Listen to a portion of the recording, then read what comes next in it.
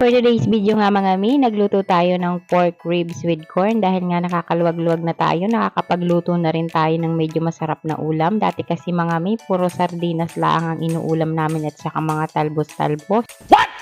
Sana all. Mga mi, yung may pinakamataas kong views ay yung nilagang may mais. Baka kako, yung swerte ko ay nasa mais talaga. Kaya ngayon magluluto ulit ako ng may mais. At ito na nga mga mi, sinimulan ko ng hugasan ang mga karning ito. Pagkatapos nilagay ko nga ito sa isang lagayan at isinunod ko na rin ilagay yung 1/3 cup na toyo at saka yung 10 piraso ng kalamansi. At ito na nga, sinimulan na nating balatan ang ating mga gulay na kakailanganin. At talagang binilis-bilisan ko na dyan mga mi ang pagbalat dahil baka kako mainip ka sa panonood sa akin ay hindi mo natapusin ang bidyong ito. Gusto ko lang naman mga mi makatulong sa aking asawang OFW habang ako ay nag-aalaga sa aking anak.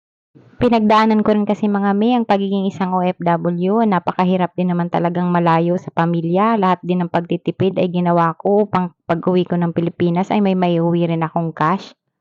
At alam nyo ba mga mi, hindi biro ang lungkot na pagdadaanan mo kapag ikaw ay isang OFW dahil malayo ka nga sa iyong pamilya. At natapos ko na nga hiwain ang aking mga kakailanganin at ito na nga mga mi yung aking minarinate after 1 hour. Sinimulan ko na nga lutuin ang aking carrots at saka ang patatas. Ipinirito ko nga lang itong mga mi at para hindi naman magtampo ang mais ay ipinirito ko rin siya para magkakasama sila.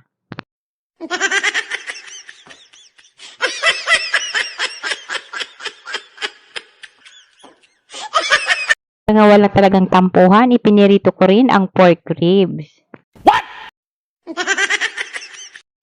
At hinango ko na nga ito mga mi at binawasan ko ang mantika at dito ko na rin inilagay at iginisa ang aking mga hiniwang kamatis, sibuyas at saka ng bawang. Sana all. At ginisa ko rin dito ang pork ribs para lalong mas sumarap ang lasa.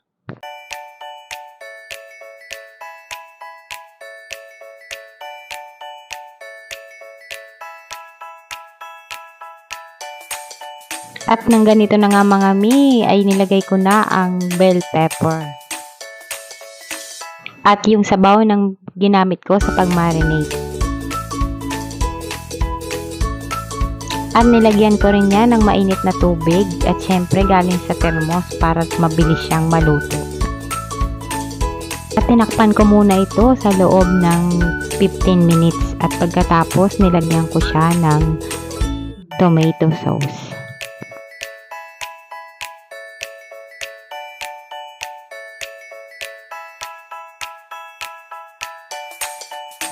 Tinakpan ko ulit ito mga mi at hinayaan ko siyang kumulo sa loob ng 30 minutes.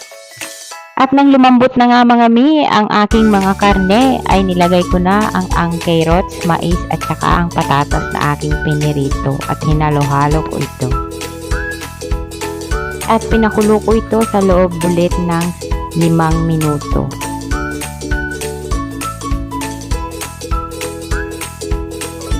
At ito na mga mi, tapos na ang aking pork ribs with corn.